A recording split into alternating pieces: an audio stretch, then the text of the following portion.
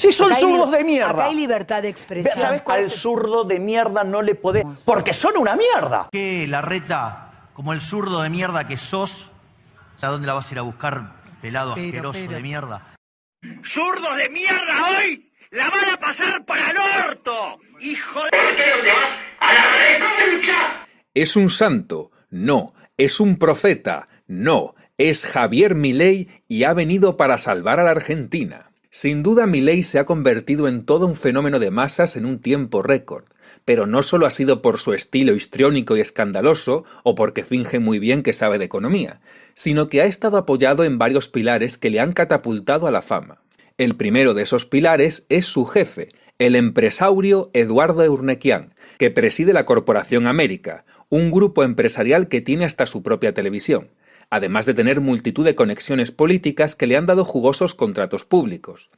El segundo ha sido su aparición en muchos medios de comunicación en los que, al menos en un principio, no se le discutían mucho sus ideas. Entrevistas que le permiten expresar sus ideas sin que sean muy cuestionadas. El tercer pilar son los líderes de opinión en redes sociales, tales como Emmanuel Danán, Lilia Lemoine, Agustín Laje, Tipito Enojado o Gloria Álvarez, y más tardíamente también españoles como Juan Ramón Rayo, un tío blanco hetero, Jano García o Daniel Lacalle. A mí la frase esta de Milei en su campaña me gusta mucho. Yo no estoy aquí para guiar corderos, sino para despertar leones. ¿Qué ha hecho Javier Milei? Dos cosas. Una, proyecto de país. Argentina, Argentina, Argentina, Argentina. A ello hay que añadir otros muchos voceros que tienen redes sociales, cuentas que no paran de ensalzarle. Y el tercero, y no menos importante, son las fundaciones que patrocinan sus eventos o charlas, como Atlas o Naumann, y que están vinculadas a grandes empresas o estados extranjeros interesados en hacerse con el mercado argentino, para lo cual necesitan una mayor apertura de mercado. Mola mucho cuando empiezas a escarbar un poco y ves la gente que forma parte de esta fundación. Por ejemplo, Manuel Solanet, que fue nada más y nada menos que secretario de Hacienda de Leopoldo Fortunato Galtieri, un dictador argentino. Pero esto no para de mejorar, porque luego te vas a autores y te encuentras a José María Dagnino Pastore, que es miembro del Consejo Académico de Libertad y Progreso y que tuvo el inmenso placer de ser ministro de Economía con dos dictadores, Onganía y Vignone. Este último en 2011 fue condenado a cárcel por diversos delitos contra la humanidad. Y en 2013 le condenaron a cadena perpetua, cuando ya estaba más mayor que la mierda y no iba a entrar a la cárcel. A todo ello hay que añadirle el carácter de showman que tiene Milei, y por supuesto no podemos olvidar que Argentina vive un fuerte periodo de crisis, tanto económica como política, que es un caldo de cultivo para que se pierda la fe en la vieja política y surjan protagonistas que se erijan como la nueva política que ha venido a destronar a la casta. Esto ocurrió hace años en España con Pablo Iglesias y los paralelismos con Milei son más que evidentes. Que esta casta política... Los partidos de la casta... Si yo no tengo nada en común con la casta. En el momento en el que mínimamente nos parezcamos a la casta, estamos muertos. Es absolutamente escandaloso que con la generosidad de los sueldos públicos estemos hablando de precisamente esa casta política que toma decisiones que implican recortes sociales que afectan a una mayor parte de los ciudadanos, pero a ellos no. El ajuste tiene que pagarlo la casta política. Parece que la casta política que nos gobierna utiliza algo tan serio como la política fiscal para hacer electoralismo. Escuchar el grito de la libertad y vaya que lo lograron porque la casta política toda está cagada. El hecho de que los principales voceros de las fuerzas de la casta, de las fuerzas del régimen que han llevado a nuestro país al desastre, estén tan preocupados y asuman que el insulto y la difamación, en lugar del debate político cordial, es la forma de relacionarse con nosotros, es una señal inequívoca de que lo estamos haciendo muy, muy bien. Pablo Iglesias también era desconocido hasta que comenzó a desenvolverse bien en tertulias televisivas que le catapultaron a la fama en un contexto de crisis política y económica, en la que un sector de la sociedad había perdido la fe en los partidos políticos tradicionales que habían hundido al país. Lo mismo que ha ocurrido en Argentina, pero de una forma mucho menos extrema. La historia de Iglesias es de sobra conocida. Entró en política, se acomodó en un escaño y posteriormente en el cargo de la vicepresidencia para terminar convirtiéndose en la casta contra la que él dijo luchar. pasando de vivir en un barrio obrero a ser un acomodado burgués en una más que envidiable casa de un barrio rico de Madrid. Por supuesto que con Javier Milei ocurrirá exactamente lo mismo. Además, él disimula menos sus trapos sucios. Aparte de haber trabajado para uno de esos empresarios contra los que él suele hablar, y además de hacer un trabajo eventual para uno de los políticos de la dictadura y echarle la culpa a la democracia por ello, su fortuna se ha visto sospechosamente multiplicada en un año sin que se sepa la procedencia de ese capital. Y eso que su carrera política no ha hecho más que empezar. Probablemente debe ser porque se beneficia mucho con el modelo actual. Porque solo progresaron ellos. Y nosotros vivimos cada vez peor pese a que cada día trabajamos más. A esto hay que añadir que se ha ausentado en una votación y ello ha dado como resultado que se sumen votos suficientes para la creación de un nuevo impuesto en los aeropuertos al que la prensa ha bautizado como la tasa Milei. Javier Milei culpa a diputados de otro partido que también se ausentaron, pero eso no explica cómo un político liberal se ausenta cuando hay que votar en contra de un impuesto, cuando se supone que un liberal debe votar sistemáticamente en contra de cualquier impuesto que se quiera añadir, aunque solo sea con fines simbólicos y no prácticos. El antiguo socio de Javier Milei, Giacomini, especula que la ausencia de Milei puede estar relacionada con que su jefe, el empresario Eduardo Urnequian, es el que tiene en su poder los aeropuertos y ese nuevo impuesto costeará la seguridad de ellos para que Urnequian y el resto de accionistas del grupo empresarial no tengan que pagar ese coste de sus bolsillos. Fuera como fuere, desde luego no huele nada bien. Tanto de Pablo Iglesias como de Javier Milei se ha dicho que son creaciones de sus oponentes políticos para restarle votos a los grandes partidos de izquierda y derecha respectivamente, aunque esto es difícil de verificar, pues obviamente no es algo que se haga público. Con independencia de los trapos sucios de Milei, mucha gente dirá que sus propuestas para Argentina siguen siendo buenas para el país. Para ello, vamos a ver en qué cree Milei, cuáles son sus referentes y qué propuestas tiene y si de verdad servirían para mejorar algo. Javier Milei es un anarcocapitalista cuyo ideal es la destrucción del Estado para que impere el total libre mercado. Como algo así es totalmente imposible, se adhiere al minarquismo, que defiende la existencia de un Estado mínimo. En este aspecto es como Juan Ramón Rayo. En cuanto a sus referentes, entre ellos encontramos al asesor de Pinochet, Milton Friedman, quien trabajó asiduamente cobrando del Estado estadounidense, o a los funcionarios de la Universidad Pública Austriaca Mises o Hayek. El primero apoyó al fascismo como solución de emergencia contra el comunismo, y el segundo dijo del Chile de Pinochet que era una dictadura liberal, y sugirió recordarle a Argentina en la Guerra de las Malvinas que se podían atacar otros enclaves argentinos, además de las islas en cuestión. También tenemos al polémico defensor del mercado de niños, Murray Rothbard, al traidor argentina Juan Bautista Alberdi, que apoyó el bloqueo anglo-francés que suponía una invasión militar argentina, además de ser un racista convencido que decía que la inmigración asiática o africana era embrutecedora y que por tanto la Constitución argentina debía fomentar la inmigración de ciertas partes de Europa. Yo me siento muy identificado en términos históricos básicamente con Churchill, con Reagan y con Margaret Thatcher. El caso de Thatcher, ¿por qué? Uno, porque enfrentaba un gran problema de inflación, la bajó. Enfrentó un paro general durante 11 días y se la recontrabancó. Y no solo eso, junto a Ronald Reagan y Juan Pablo II, ganaron la Guerra Fría haciendo caer el muro, aplastando a los zurdos. Listo, de hace no menor. ¿Y sabés qué? Además, tuvo que enfrentar una guerra y la ganó. Thatcher no ganó la Guerra de las Malvinas tanto como Argentina la perdió. Es decir, la victoria inglesa no fue gracias a Thatcher, sino al apoyo estadounidense y también al de líderes hispanoamericanos como Pinochet. Sin ellos, Thatcher habría hecho el mayor ridículo de la historia teniendo un ejército mejor armado que el de Argentina y perdiendo sobradamente contra él. Además de que sí, los políticos liberales son muy buenos bajando la inflación, a costa de crear, en el caso de Thatcher, la mayor tasa de desempleo en el Reino Unido de los últimos 80 años, mandando a las fuerzas y cuerpos de seguridad del Estado a reprimir severamente a los manifestantes que se quedaban sin trabajo, además de haber destruido parte del tejido industrial y vendido a extranjeros importantes empresas. Reagan además se pasó al mercado de la droga inundando los barrios negros de Estados Unidos de crack para costear un golpe de Estado fallido en Nicaragua contra los sandinistas, además de vender ilegalmente armas a Irán. ¿Y qué decir de Churchill, el Adolf Hitler inglés, responsable de multitud de crímenes contra la humanidad, entre los que destacan el dejar morir de hambre a 3 millones de indios en una hambruna o los campos de concentración de la rebelión Mau Mau en Kenia? Por supuesto, ni Thatcher, ni Reagan, ni Juan Pablo II tuvieron el mérito de derribar el muro de Berlín. El mérito es del traidor ruso Mikhail Gorbachev, quien se entregó fácilmente a Estados Unidos.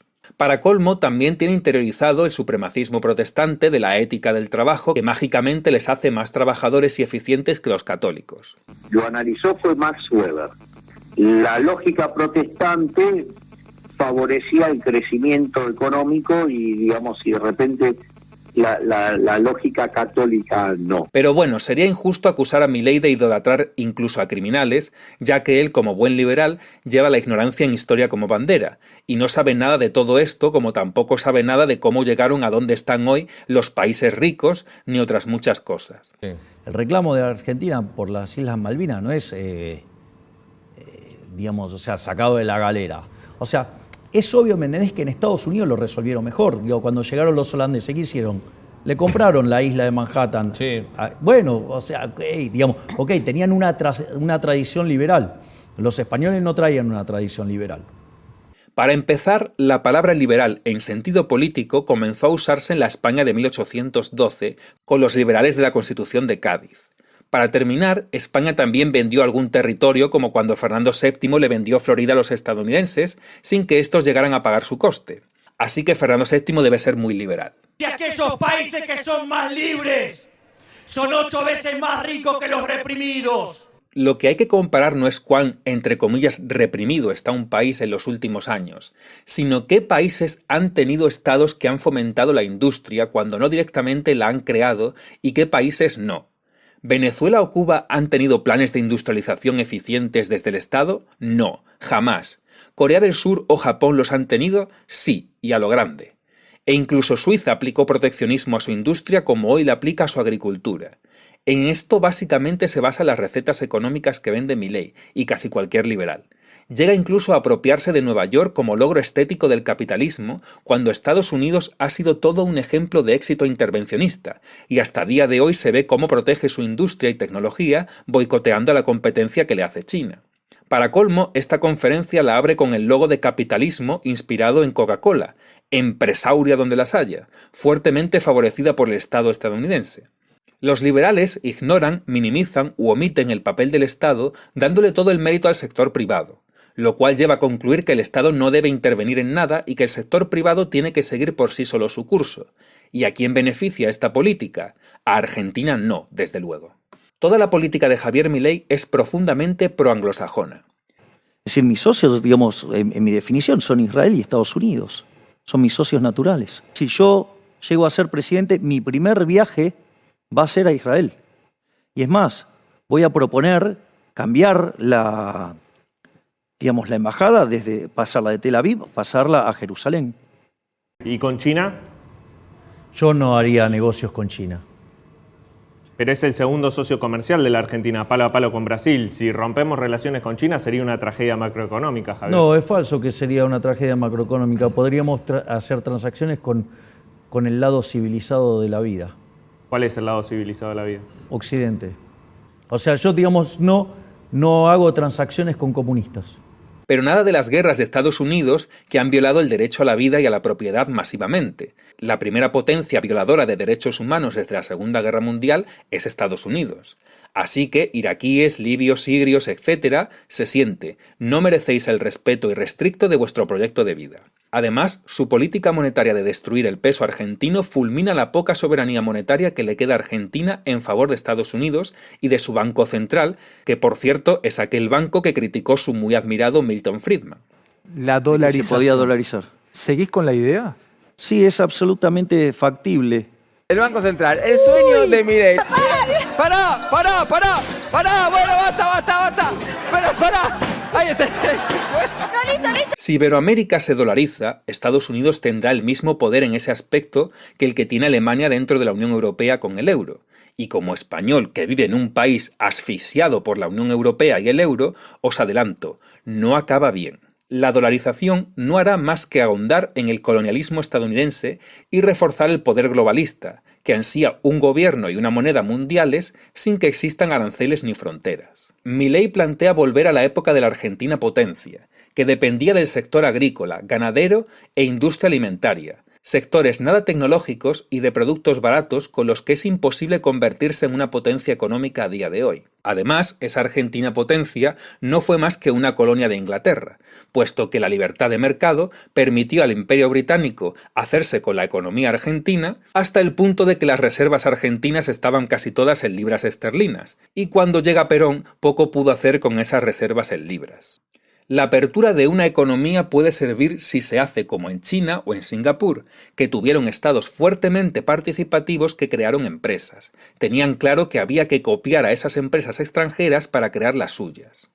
China, además, impuso que las empresas extranjeras tenían que tener un socio chino, y aunque esa medida ya no existe, su estela permanece, y gracias a ella, empresas como BMW en China tienen un socio chino, lo cual hace que la economía no esté en manos de las corporaciones extranjeras, sino que sean los chinos los que tengan el control de su economía. Milei no contempla nada de esto. Las principales interesadas en el libre mercado son las multinacionales globalistas. Por eso Javier Milei recibe dinero de fundaciones mientras que a los políticos proteccionistas no los apoya nadie.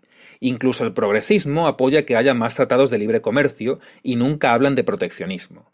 No es de extrañar que las grandes empresas, tanto locales como extranjeras, nunca financien a políticos proteccionistas, pese a que los liberales dicen que el proteccionismo favorece a esa oligarquía de empresarios. Y es que es esta oligarquía de empresarios la que adquiere las empresas públicas que se privatizan a precios muy bajos. Y con Milei se van a poner las botas. Lejos de luchar contra la casta, Milei trabaja para la mayor casta del planeta Tierra, la de Wall Street.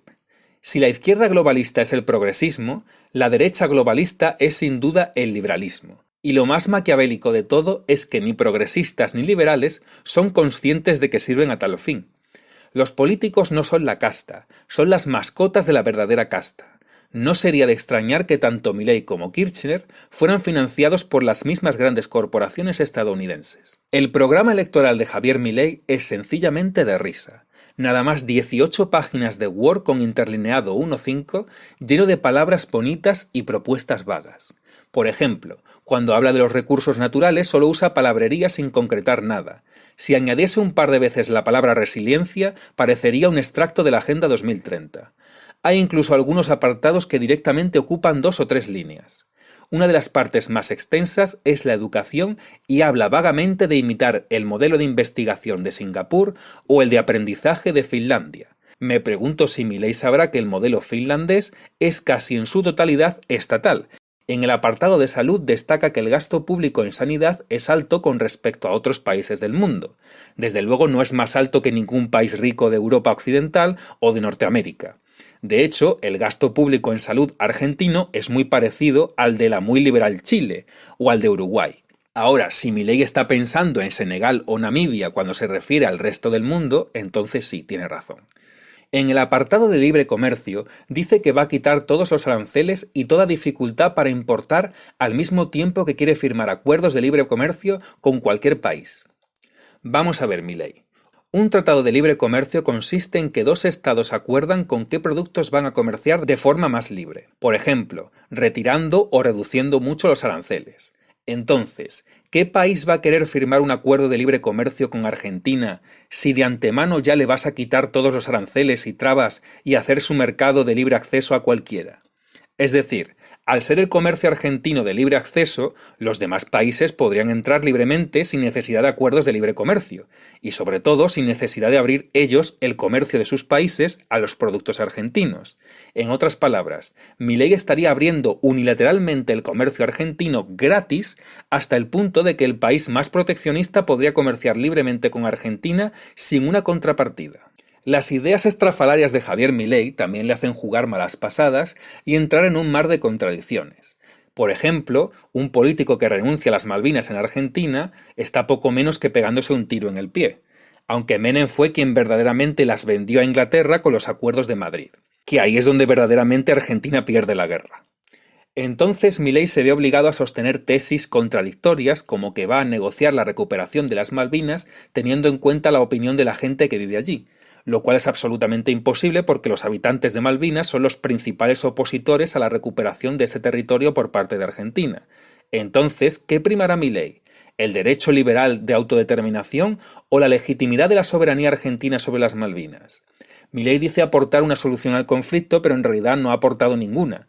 Es decir, acá digamos hay que hacer lo mismo, pero teniendo en cuenta también la voluntad de las personas que viven en la isla, ¿sí? Porque digamos, o sea, son personas que viven en la línea de un país desarrollado y no en un país, digamos, miserable. Javi, querido. Otro asunto más peliagudo es el de la venta de niños. Uno de los referentes de Javier Milei, Murray Rothbard, defiende abiertamente que exista un mercado de niños. Y claro, cuando le preguntan a Milei por ello, él dice que nunca vendería un niño, pero no dice tajantemente que deba estar prohibido venderlos e incluso dice que hay un debate abierto. ¿Vos estarías de acuerdo con la venta de niños? Al mundo del que lo querría llevar, pero después está el mundo real. Pero la respuesta no es no. Si te preguntan, ¿no estás de acuerdo con la venta de niños? No, porque depende en qué términos estés pensando. ¿Vos estarías de acuerdo con legalizar la venta de niños? Te diría no. No, me parece un espanto. Yo te lo pregunto a vos. A ver, yo no, digamos, si yo tuviera un hijo lo vendería. O sea, lo que te estoy diciendo es si vos habilitarías esa discusión. Sí, digo, quizá de acá a 200 años, ponele. ¿Vos estás de acuerdo con la venta de órganos? Yo digo, es un mercado más, o sea, y vos podrías pensarlo como un mercado. Con la venta de órganos sí se muestra más abierto a dar su oposición, alegando que permitir la venta de órganos aumentará su disponibilidad. Y sí, es posible, pero lo más probable es que esa disponibilidad no cubra la demanda, y ello haga aumentar los precios, lo cual hará que los pobres tengan todavía menos acceso a un trasplante y se consagrará el hecho de que la gente más pudiente tendrá más derecho a la vida, ya que en este caso tendría dinero para comprarlo, amén de los incentivos que se crean para que mafias secuestren personas para vender sus órganos. El sorteo del sueldo del diputado de Javier Milei es lo que ha evidenciado no solo su gran habilidad para el marketing político, sino también la total ceguera de muchos de sus seguidores. Javier Milei alegó que no regalaba su sueldo a los pobres porque no hay que hacer caridad con el dinero ajeno.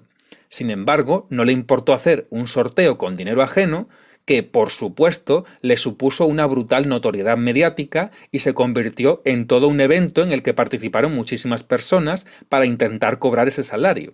El libertario Milei hizo una extraordinaria campaña política con dinero público y la vendió satisfactoriamente como un acto libertario.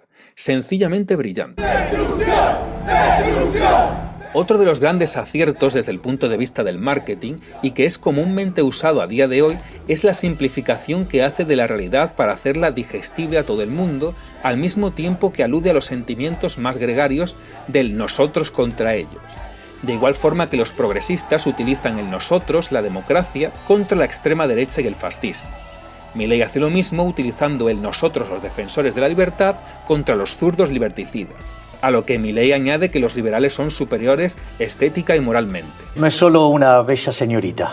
Bueno, la belleza de los liberales es para demostrar que somos superiores también en ese aspecto. Nosotros sostenemos que somos superiores al socialismo no solo en lo productivo, somos superiores en lo moral y además somos superiores en lo estético.